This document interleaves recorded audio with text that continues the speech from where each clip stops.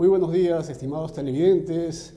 Gusto saludarlos nuevamente aquí en su secuencia semanal Poder Tributario, en donde abordamos de manera didáctica y sencilla los principales problemas que le interesan a usted y a su empresa.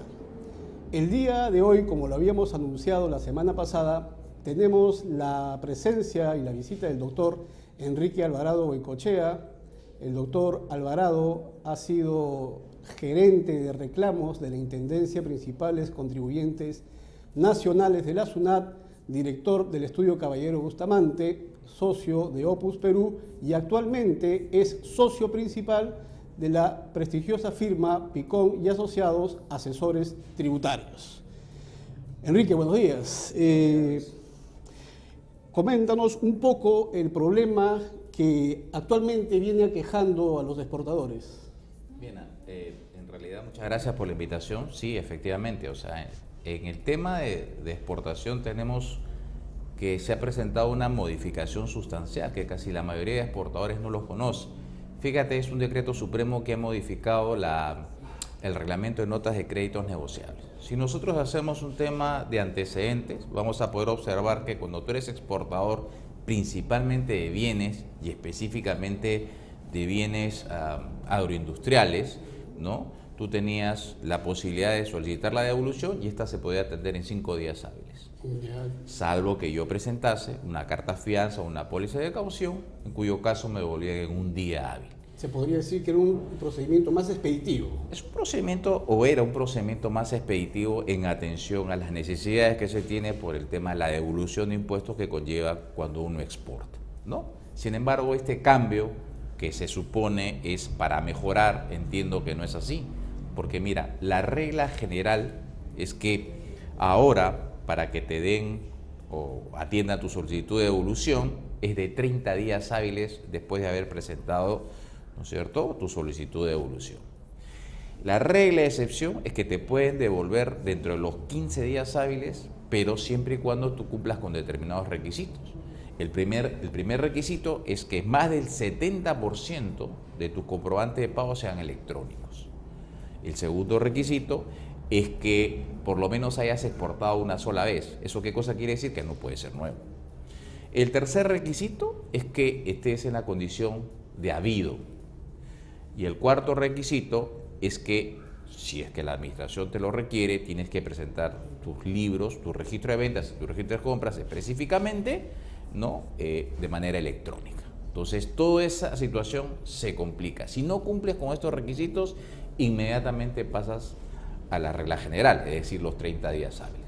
Muy bien, entonces vemos como que se ha complicado un poco este trámite en cuanto a los agroexportadores o los exportadores en general.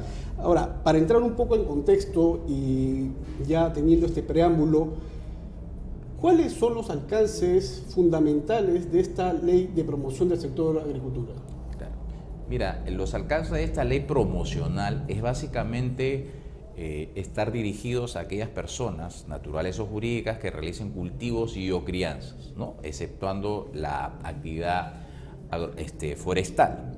Pero también incluye a las personas que se dedican a la agroindustria, ¿no?, siempre y cuando tengan un porcentaje de más del 90% que sean cultivos o productos nacionales. Se excluye completamente a toda la agroindustria, es decir, agroindustria grande me refiero, ¿no? O sea, grandes empresas tales como harina, cervezas, temas oleaginosos, entre otras consideraciones, ¿no? Entonces, ¿esto qué te permite? Te permite, por un lado, tener una serie de beneficios, ¿no? Estos son, digamos, los beneficiarios. Te permite tener beneficios como tasas reducidas del impuesto a la renta.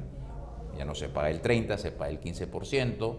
Tienes una depreciación, digamos, más generosa, que es del orden del 20%, tratándose fundamentalmente de inmuebles, y tienes un régimen de recuperación anticipada del impuesto general a las ventas en una etapa preoperativa.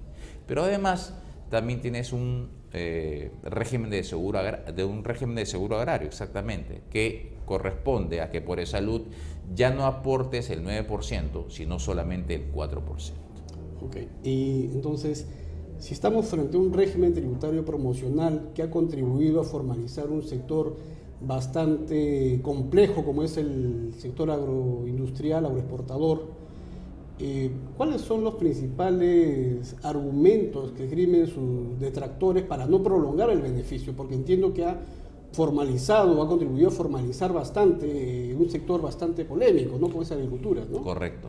Tú muy bien lo has mencionado, ¿no? En realidad, las personas detractoras de la prórroga o de la extensión de esta ley por 10 años más, acuérdate que esta ley vence en el 2021, entonces los detractores básicamente apuntan a dos hechos centrales, ¿no? El primero es el tema del seguro de salud agrario y el segundo es la calidad del trabajo de las personas agricultoras, ¿no? Entonces, en realidad, fíjate, eso no tiene ningún sentido, porque si uno revisa las cifras, se va a poder percatar que en este sector informal se ha logrado formalizar a gran parte de la población. La PEA, es decir, la población económicamente activa, se ha elevado sustancialmente. No solamente se da trabajo a las personas, sino tienen una participación mayoritaria, sobre todo de mujeres. En los lugares donde se están desarrollando estos polos de agroindustria hay mucho trabajo, ¿no? Te decía, eso por un lado. El segundo gran argumento, ¿no? Y quizás sea el más importante, es que esta tasa preferencial del 4% está generando aparentemente un forado, ¿no? En los ingresos de salud. Sin embargo, hay una situación que no se condice. Cuando tú efectúas una contribución, la contribución tiene como contraprestación el tema, ¿no es cierto?, que supone una mejora. En este caso, si tú puedes observar, en los grandes polos de desarrollo no hay ni siquiera un hospital, no hay ni siquiera una posta médica para que los trabajadores agrarios puedan atenderse. Es decir, el sector privado tiene que subsidiar, en todo caso, colocar estas postas para que los trabajadores se puedan atender. Entonces, bajo esa lógica, no hay una respuesta entre lo que yo estoy aportando, que es el 4%, y qué estoy recibiendo a cambio. Nada. Entonces, ¿de qué forado se está hablando? No puede haber un forado donde no hay un tema de servicio, ¿no? Es mejor, como dicen los entendidos, ¿no?, recibir un poco de todo que todo de nada, ¿no es cierto? Claro, entonces, en realidad no tiene mucho sentido. Entonces, bajo tu perspectiva, Enrique, podríamos decir de que este régimen diferenciado es una realidad, ha cumplido sus objetivos o es un mito. No, yo entiendo que este régimen ha cumplido largamente sus objetivos, o sea, no solamente por el hecho de mejorar y potencializar el tema de los productos que están siendo exportados. Fíjate, hay un dato muy interesante, no solamente se ha contribuido al tema del pago de los impuestos, porque la recaudación desde que se instauró este régimen hasta ahora ha subido, digamos, de manera sostenida en el tiempo, por un lado. En segundo lugar, se ha dado trabajo a mucha gente con precios que, digamos, están por encima, digamos, de los valores de mercado, los mercados para el tema agrario. Y por otro lado, y que es un tema que es sumamente importante, está catalogando a determinados productos que nosotros tenemos, como por ejemplo el tema del banano, la palta, ¿no es cierto?, la chirimoya, el espárrago, el pimiento piquillo, etcétera, como uno de los principales, si no decirte, productos situados bien rankeados a nivel mundial. Los productos que te acabo de mencionar están segundos, terceros, en algunos casos primeros a nivel mundial. Entonces, están bien posicionados. Están bien posicionados. Entonces, yo creo que es un sector que ha cumplido largamente las expectativas que se tiene precisamente de un tema promocional. Entonces, yo entiendo que bajo esa lógica y bajo ese contexto resulta sumamente interesante y creo que sí contribuiría a que se produzca la prórroga de este beneficio. Muy bien, ¿no? Se justifica pues la prórroga del beneficio, ¿no? Existen argumentos bastante sostenibles. Entiendo que nos has preparado algunas diapositivas para clarificar mejor el asunto. Sí, sí, por favor, con la primera diapositiva. La segunda, exacto. Este es un tema que grafica básicamente uno de los principales problemas que se tiene respecto a la devolución de lo que se conoce como saldo a favor del exportador o también saldo a favor materia de beneficio, ¿no? Es decir, yo exporto mi producto y lo que necesito es que me devuelvan el impuesto general a las ventas que se ha incurrido en los bienes o servicios para poder lograr esa exportación. Para no exportar impuestos, ¿no? Exactamente, ¿no? Lo que se procura es que el producto sea competitivo a nivel internacional y eso significa pues que no le cargue un impuesto. Básicamente el impuesto general a las ventas. Entonces, como nosotros podemos ver, el esquema ha variado. Habíamos mencionado que antes los plazos eran más cortos. Ahora hemos visto que los plazos se extienden a un plazo mayor, ¿no es cierto? En algunos casos se reduce ese plazo mayor de 30 a 15 con el cumplimiento de ciertos requisitos. Y además tenemos que añadir no solamente los plazos que se dan en la norma, sino las cargas administrativas que propiamente tiene la administración, que probablemente hagan, por más esfuerzo que haga la administración, se entiende, falta gente, entonces los plazos normalmente pueden salirse, digamos, del cauce que señala la norma. Y fíjate un dato interesante, ¿no? Siempre se ha pensado, o por lo menos ese era el esquema original, que si yo presento una carta fianza o una póliza de caución, digamos que la devolución debería ser mucho más rápida. Sin embargo, ahora no ocurre eso.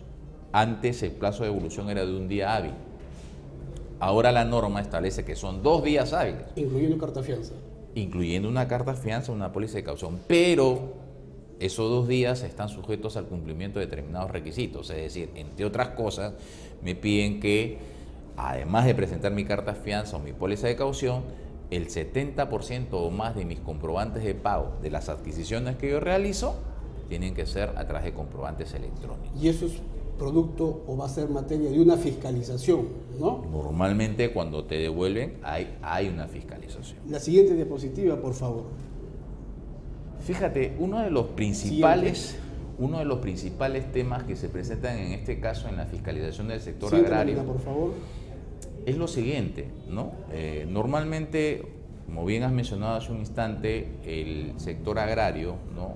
Hay partes que son informales, etcétera, por diferentes razones, ya sean de temas culturales, sean de temas económicos, pero entiendo que la fiscalización debería ser una fiscalización de las autoridades administrativas que conozcan el sector. Y muchas veces se trata a la fiscalización como si fuera cualquier sector, es decir, un sector productivo. Y no debe ser así, porque cada uno tiene sus particularidades, sus peculiaridades. Normalmente, cuando hay una fiscalización en estos casos, un factor común es que se lleguen a detectar supuestas operaciones no reales. Entonces, las personas que son susceptibles de una fiscalización tienen que conocer que en materia del impuesto general a las ventas, que precisamente es el impuesto por el cual se está solicitando la devolución, la norma establece 2 modalidades. La primera modalidad, digamos, de estas operaciones no reales es una operación no real en la que no existe ni venta de bienes ni prestación de servicios. Ese tema de las operaciones no reales siempre es un tema frecuente y bastante recurrente en la fiscalización, ¿no? Exactamente. Entonces te decía que estas 2 modalidades, hay una en la que se establece que el bien o el servicio no existe. ¿Cuál es la consecuencia lógica? La consecuencia lógica de eso, desde el punto de vista administrativo, es que se desconozca el crédito fiscal, no me dan el crédito fiscal, ni ningún beneficio vinculado al impuesto general a las ventas. 0 beneficios. 0 beneficios. En cambio, por otro lado, tenemos la segunda modalidad, es que la operación efectivamente existe, es real. La venta del bien se dio, la prestación del servicio se dio, pero quien emitió el comprobante de pago no es precisamente quien ha efectuado la venta. Es lo que comúnmente se denomina prestado de comprobantes de favor, ¿no? Exactamente. Y eso un poco atiende al tema de la informalidad. El legislador, consciente de ese tema, lo que hace es, no me castiga con el tema de la pérdida del crédito fiscal, sino me permite convalidar el crédito fiscal si yo cumplo con determinados requisitos. Entre otros, por ejemplo, que utilice los medios de pago que la norma del reglamento establece. Básicamente que utilice un cheque no negociable, una transferencia bancaria, un giro de negocio. Son 3 básicamente, ¿no? Entonces, y tengo que cumplir ciertas reglas, ¿no? Como tú puedes apreciar, los supuestos son distintos. ¿Y por qué la importancia de lo que te estoy mencionando? Porque fíjate, en estos casos no solamente hay una connotación de carácter administrativo, sino también podría generarse una connotación de carácter penal. Eso se llama defraudación tributaria. Entonces, la defraudación tributaria origina una pena mínima de 8 años y una pena máxima de 12 años, ¿no? Es una prisión efectiva. Prisión efectiva, ¿no? A diferencia de años o décadas anteriores en los que no se veían casos de prisión efectiva por defraudación tributaria, ¿no? Correcto, correcto. Y es importante señalar, ya que estamos hablando también del tema de la exportación, que es importante ver los mecanismos de defensa, como tú bien habrás podido apreciar en algunos casos, porque a veces la administración tributaria tiene esa tendencia. Basta que sea operación no real para poder evacuar su informe presunto de delito tributario, cuando en realidad, bajo las modalidades que hemos mencionado, no necesariamente es así.